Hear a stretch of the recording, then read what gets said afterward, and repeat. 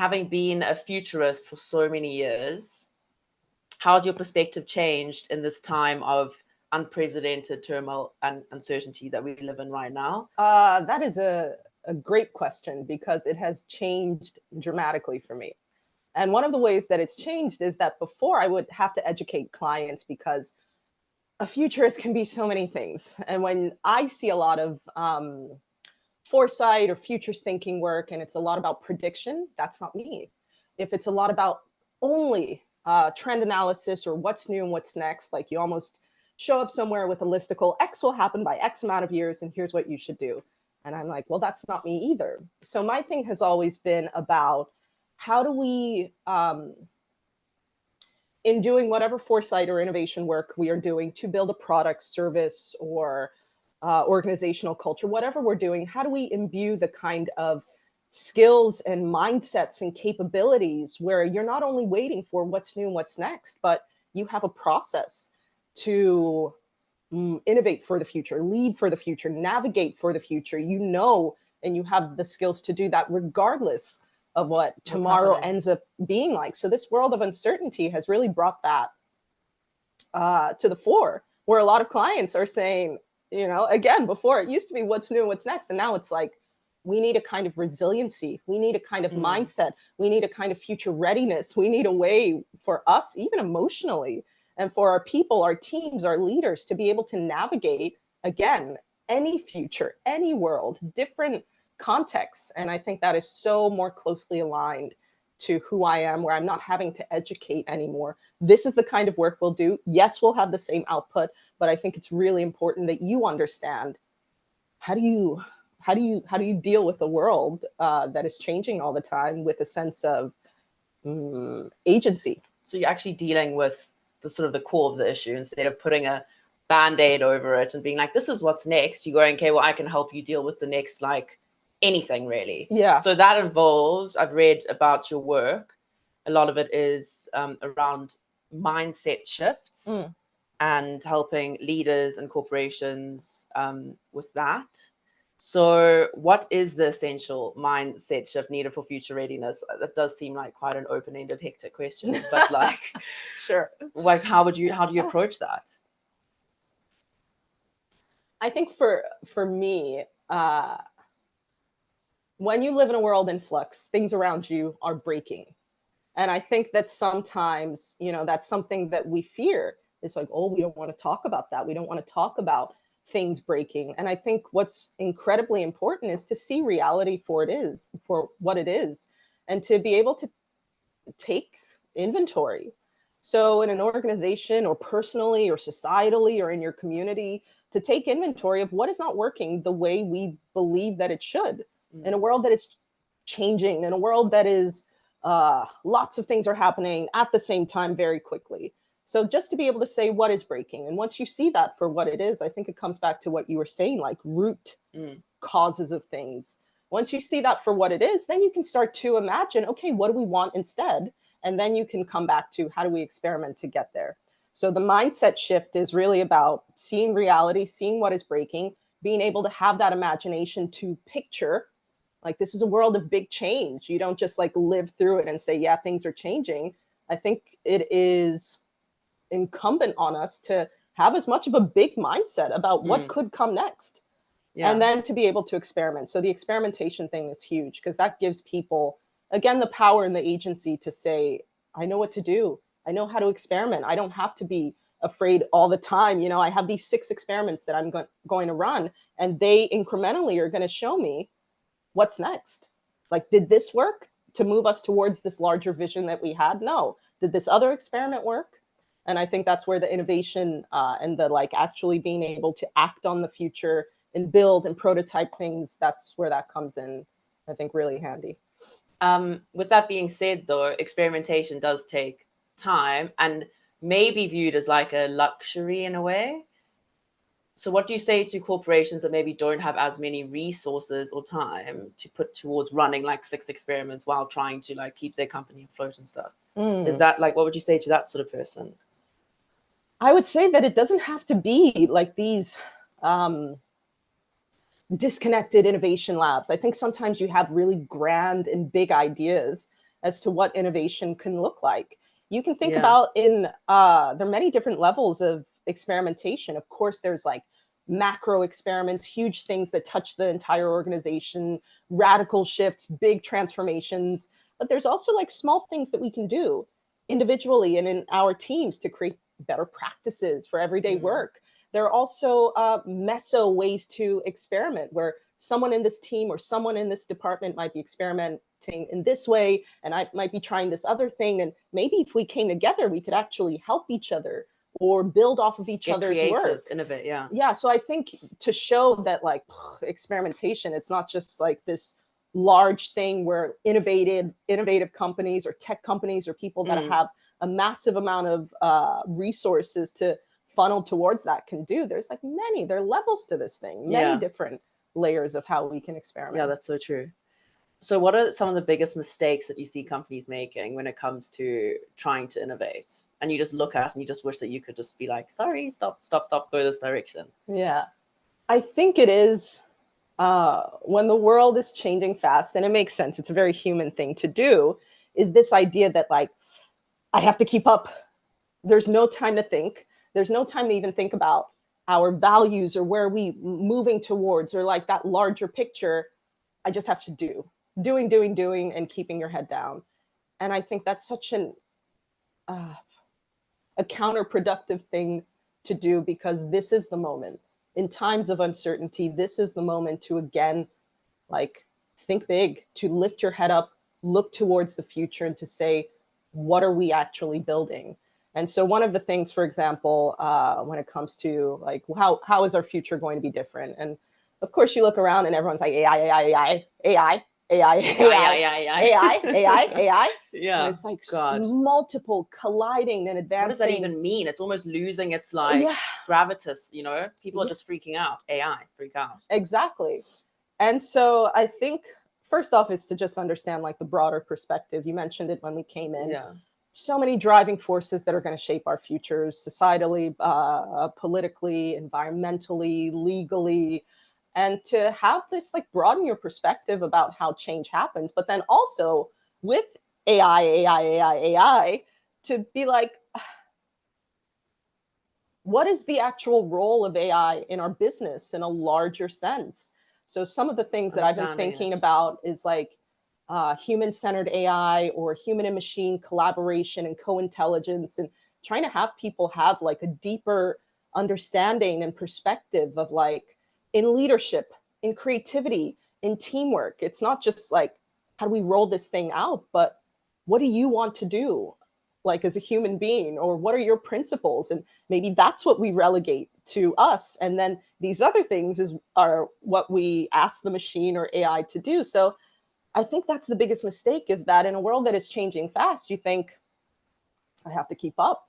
And I think that is the exact moment where you have to pause, look up and be like, what are we doing? Because then you're just sort of following everyone and not making rational decisions. You're making rash decisions. Exactly. So that's so true. Do you have a client that stands out to you that is doing things right?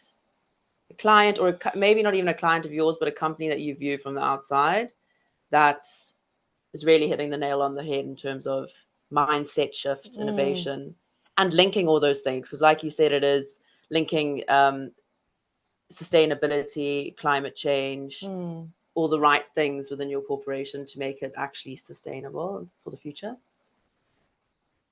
A lot of companies talk about our values and our mission and our vision and all of that. And it can feel sometimes like, theater. Greenwashing, but a different form of it, really. There's greenwashing, there's innovation washing, there's washing, and like so many innovation How much of theater. it is just optics at the end of the day? A lot of it can be optics. So it's really, I think, powerful when you see a company that talks about, like we have 100-year history. And when we looked back in time, we can see that these are the principles that have always allowed us to evolve with time. Okay. And maybe those principles are about, being curious and having a diverse workforce when you deal with these global organizations that have been situated across like 70 different countries. And maybe it is also about sustainability. But then you can clearly see how in all of their decision making, like this lens is pulled through, like they almost have an anticipatory,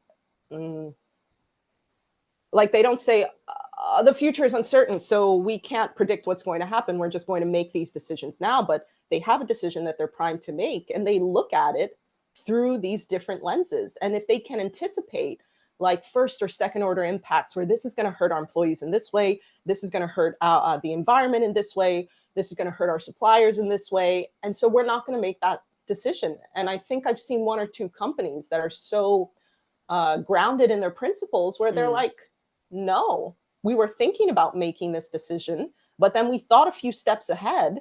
We looked at our principles and we said, we can see some consequences that we don't like. And so everyone's on the same page. Yeah, well, leadership. You need leadership. Like that kind of visionary leadership, yes, who's going to say that. So we're either not going to make this decision, or we're going to pull it back and try to make this decision in a different way, make it more robust so that we can have that multi-stakeholder benefit, or so that we can have like this decision is fully aligned with our principles as best as it can be. So innovation often involves risk, mm-hmm, or maybe testing the innovation involves risk. Testing. Sorry, I must laugh. Testing? Oh my! Testing. My South African accent. No. Testing. Yes. Sorry. I'm so sorry. It's okay. It's the headache. It's not. It's me. No. Okay, sure. Testing. Yeah, perfect. I can't even remember my question at this point. I just got so flustered. So, risk. Yeah, risk. So, how can companies create environments where failure is seen as a learning opportunity rather than a setback, and where the perspective of risk is shifted? I think you need that experimentation. Experimentation has always been at the core of what we do, which is also, I have a lot of respect for people that think about the future. So like to help us build stories and theories and frameworks about what might the future hold. But for me, I've always felt like I need to know what I can do today. And the only way I think you move people to have that confidence or understand how to take calculated risks is through experimentation. Again, like macro, big ideas, if you have that kind of buy-in to do that. But if you don't, there's so many small things that you can do. If you're like, we have a culture of experimentation, we believe in it, we allow people the time and the space for it. So even if you don't have the large budget for it, everyone knows that, well, it's incumbent on me to try out these different experiments. You also know that you're supposed to be supporting other people and how they're experimenting, and they feel almost a sense of openness to be able to go up to you and say, hey, I'm working on this thing. It's just a personal initiative. Can you help me with it? So I think these layers and levels of different kinds of experimentation is how you get people comfortable with risk. And if you see you have a very risk-averse culture, then sure, you start in small ways. Because once people see like, oh, like I did that, I changed something and nothing bad happened, or I tried and I failed and nothing bad happened, and they'll do it. You learn from the failure, and exactly. And then maybe you'll do it a little bit more, or on a little bit bigger scale, or maybe you'll try to encourage other people. Hey, I have this initiative, and like, do you think we could do it together? So I think it's all experimentation. To get people comfortable with risk, they need to do it, and you can sort of build that up. It's like exercise. You don't just go for you don't just run a marathon. You run a 3K, and then when you can do a 3K, you run a 5K, and then the 3K feels like nothing. So I guess it's sort of similar in that way. You just got to get comfortable with risk. Yeah. And the prospect of failure, I guess, at the end of the day. It's not the end of the world. No. And you have to see that, right? You have to live that. Like someone can tell you that, and you're like, yeah, of course, it's not the end of the world. But it absolutely feels like the end of the world. But it also could be for some people, I guess. It could be, but once you have to have that rebound. Like once you resilience. Yeah, once you see that you failed 2 or 3 times, like you have to feel that in your body. You have to have lived that. You have to like the muscle memory and all that stuff. You have to live it. Someone can tell you that. You can say it's not the end of the world, and it will never matter to me until I have failed. And it was the end of my world, but then I built something else, or I moved away, or I pivoted. Like, you have to do the thing. So would you say that resilience is probably at the core of that mindset shift then? I think resilience is the result of that. Yeah. I think when you shift to say, okay, I'm going to be experimental, and you try and try and try things, and some fail and some win, at the end of that, you realize that, yeah, I can do things, and some of them will fail. And that's part of the process, and that's okay. So what has been the most surprising prediction you've made recently about the future, or predictions that you've made in the past that came true? I don't even know how many predictions you make. I'm just assuming as a futurist, you're obviously thinking about the future. Yeah, sure. I think we have a massive amount of we have a lot of data that we can pull from and try different things with. And so a number of years ago, when I have always been talking about human and machine partnership and how do we do this in a good way, and how do we make sure in a world of artificial intelligence, it's not just about what can we build, but it's like, okay, what do humans do? What tasks, what decisions? Is it about automating tasks, or is it actually about automating decisions? So now we have the opportunity for AI twins. You can just replicate yourself in the workplace, and they can just, your twin, your clone, whatever, can take all your meetings for you, right? Like there's so many things we can do, but it's all about what kind of workplace do we want to have? What kind of life do we want to live, and things like that. But one thing specifically was the idea of hormone-powered banking. So it's like, if we can collect all of this data about how we behave, all of this physical and biometric stuff too, like my heart rate right now, or the ways my eyes are darting back and forth, or the blood that is pulsing in my neck. Like, why wouldn't we be able to also understand our hormones? And this was about creating a more sustainable banking products. So a lot of people purchase things because, you know, their cortisol and their stress is through the roof, and you're trying to find a way to like, like, how do I feel good quick in this moment? Dopamine hits. And so you buy a lot of nonsense. Yeah. So this idea was, what if through understanding our hormones and having that be connected to your financial services, you would be able to say, okay, I'm going to block your credit card right now, Susie, because I can tell your hormones are through the roof. You don't actually want this 100th pair of sneakers or scarf or whatever. You actually just need a walk. So you're not able to. How can I get my hands on that?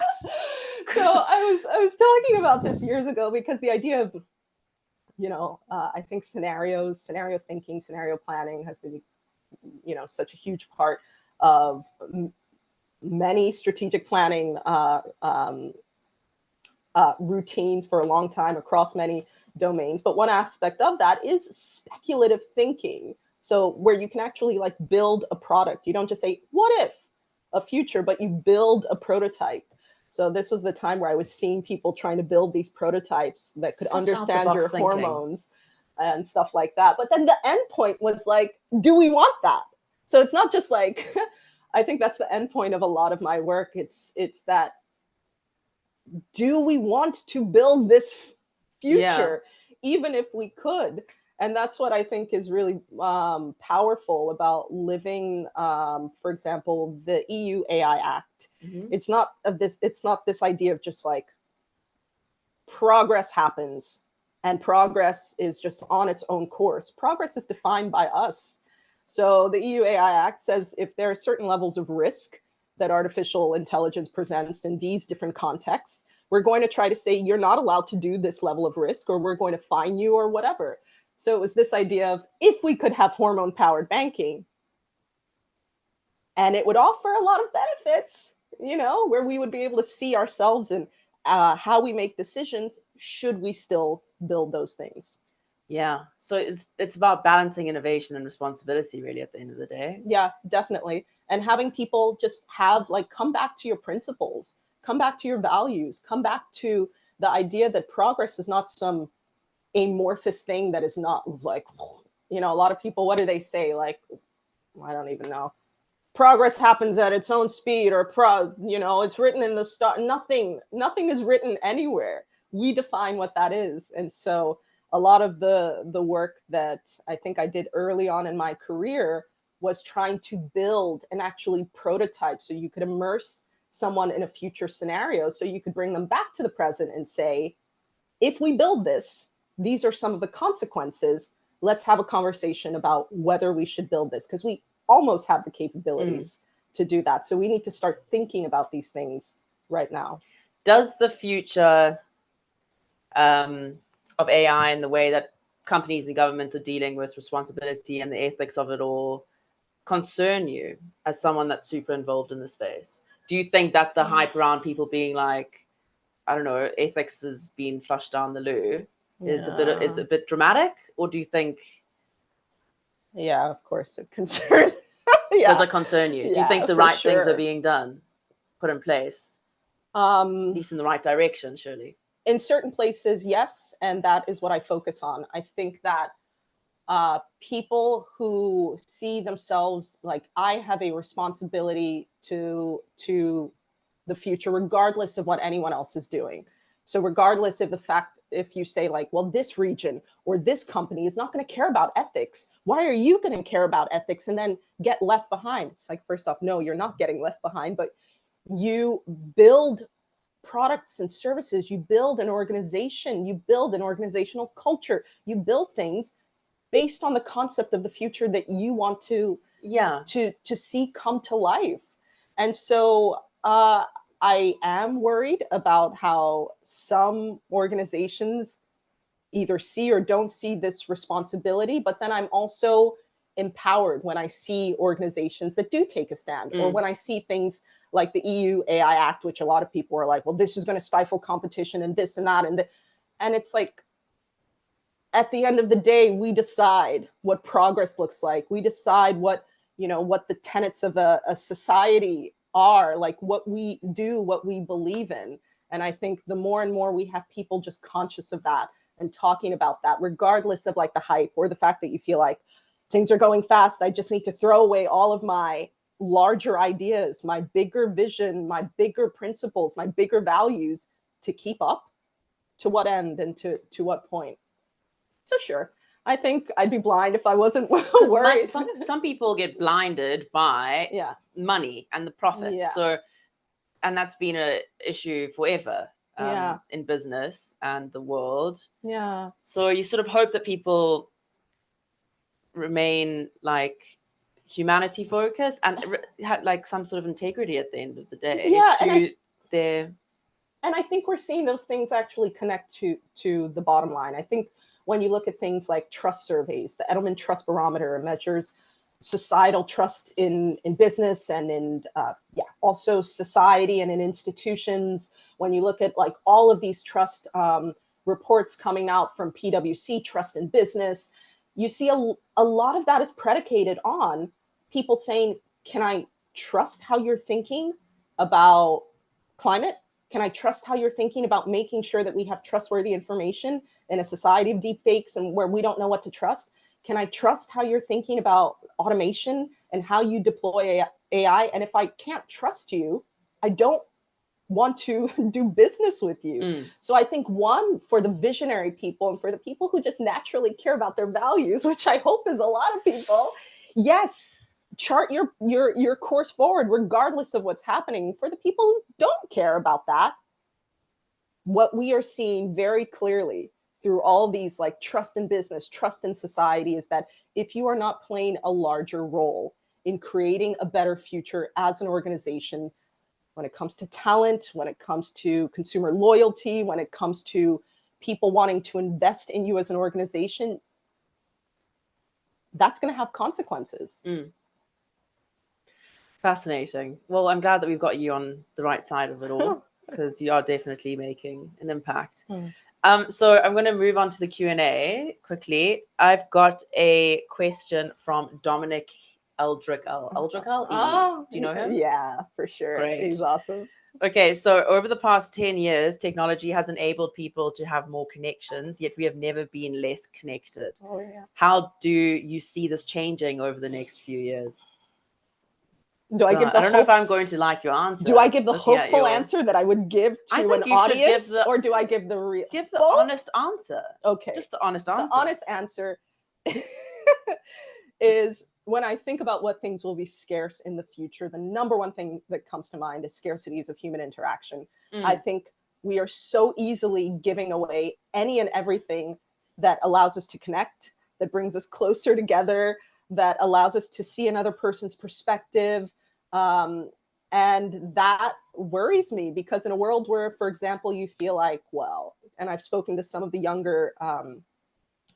my younger colleagues who are like, a boyfriend, I've got an AI, fill in the blank, boyfriend, coach, therapist. I don't need that physical meat sack to engage with. That is so sad. Because I have this other thing. And I've heard it a lot in the past 6 months. Surely. They're just like, I'm not dating. What's it going to do to our little babies who are growing up in that world as well? I'm like, you don't think you need other human beings because you're AI, like your character dot okay. So I think loneliness and isolation and all of that is a problem. But I think the other side of that is that a lot of people know that. A lot of places, a lot of organizations, a lot of governments, a lot of people are recognizing this for what it is. One of the number one things that people, not number one, but people have come to us when we talk about the future of, usually it was very concrete, the future of mobility, the future of healthcare, the future of education. And in recent years, it's been about the future of belonging in organizations. Wow. And I'm like, I don't have that expertise. I know this feels very big, but we took on, but we took on a few different projects. They were hard. I have to say, people that work in trying to understand how people belong and come together, those were incredibly, incredibly hard. That was hard work for me. But I think the promising thing is that we register. We know that we are moving towards this future, and it will have dire consequences to societal stability, to our health, our physical health, our mental health, deep connections to those things. So what leaves me feeling hopeful is that people know across all dimensions of society that this is a problem and are working on it. Well, you sort of hope that it's in the case of like when I got Facebook when I was 10 years old, my parents didn't know the impact, that they just thought that I was having a fun time online with my friends. Yeah. Because they were downloading Facebook at the same time as me. Obviously, we see what's happened with social media and what it's done to people's health, and how people now put restrictions around that, how parents deal with that, the laws. So maybe it just takes time. Like people growing up in that sort of world will have developed strategies to deal with that sort of lonely world in a way. Yeah. Whereas we sort of figuring that out right now. Yeah. That's what I hope. Yeah. And I think for me, whenever I see something moving in one direction, there are driving forces that are pushing that in that direction, and there are counter forces. Yeah. And all I have to do is be like, this is a reality. Loneliness, I believe it will get greater. I believe that is one of the large things we face in the future. But there are, like, I try to itemize, like, what are the counter forces actually that are pushing to have a more together world? And when I can list them out, I'm just like, okay, great. And then when I list them out, I can also think about, well, I can actually support this thing. If I think of like loneliness in the world, I'm like, yeah, okay. But once I start saying, what are all the things that are pushing towards or against loneliness in the world? And then I can already have a list of 2 or 3 things where, like, in my everyday life, I can do something about that. I can like help create a world of better belonging or more togetherness through these 3 things. And I think whenever we come back to what can I do or what can we do, like, that changes a lot. Yeah, you need to sort of focus on what's in front of you to make any sort of impact. Yeah. So, what is your most frightening future scenario for the next 5 to 10 years? Is this Dominic's? Yeah, he really is stirring the pot of anxiety. There's another one too. So. Okay, from Dominic. No, anonymous attendee. Oh, we got another. Okay. I know. Okay, yeah, we can have another 5 minutes or so. So let's go. So what is the most frightening? What is the most frightening scenario for the next 5 to 10 years? Dominic.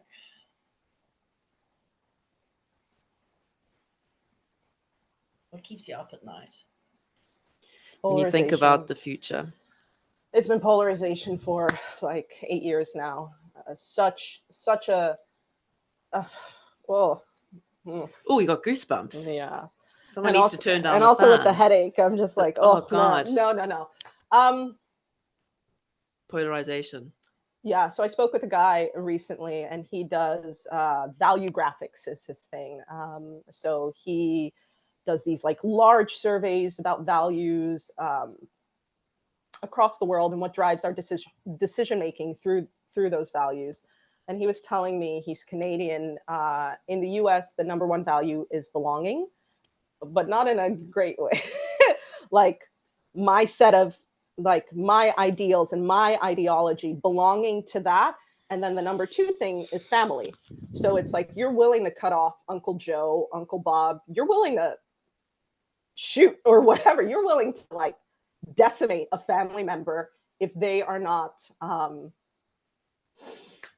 with your aligned with your ideals. And he was telling me in Canada it's the opposite. It's like family first and then belonging. And I found that interesting. So my most frightening situation is a world where things get wild because of that. And on top of that, the number one thing that we face that is either a catalyst or comes from or intertwined with is like we have no idea what to trust. Can I trust my own eyes and ears? What is truthful? Well, misinformation is everywhere. When you can trust nothing, and when you have a brewing and pregnant sense of polarization and like, what do you call something that is like so locked in ideology? Innate? No, just like concrete. Yeah. Immobile, rigid ideology. I can't imagine how anything good comes from that. No. I can't. So polarization. So what does that lead to then? Does that lead to more civil wars? Does it lead to more extreme? Well, you've got the rise of the far right. Yeah. You've got. It leads to all of that. It leads to a slow chipping away. Extreme. I don't think it's like a flip gets switched and boom, it goes. Even though a lot of people are anticipating that. As an American, I also feel this a lot in the next couple of months, but that's not what I worry about. I don't worry about that switch goes off and we're done. I worry about the slow chipping away of human rights, dignity, all of these things that we thought that could never happen. And it slowly starts to happen and it just becomes commonplace. And X amount of years from now, we find ourselves in a world where we're like, how did we end up in this world? And it's so normal that you're not even necessarily surprised about it. I never worry about the big boom. I'm just like, also if the big boom comes, I mean, it's here, like whatever. Like once we are immersed in a situation that is so big and so grave, we come together, meaning not the polarized people, but whoever your people are, we have a sense of power, a sense of what can I do? How can I work through it? So the big boom is not the problem. The small chipping away of our rights, our dignity, our trust, our shared values, and just the pregnant anxiety, the bubbling hatred, the inability to think in any kind of expansive way, because it doesn't just okay, I'm going off. Pop off. Okay, yeah. So it's polarization, and I think it slowly erodes anything that we would consider good things about who we are. Well, thank you so much, Angela, for joining us today. And thank you to everyone on the live stream that also joined. And this isn't the last that we've seen of you. Definitely not. And thank you for all you do. Thank you so much. This has been great. Thank you.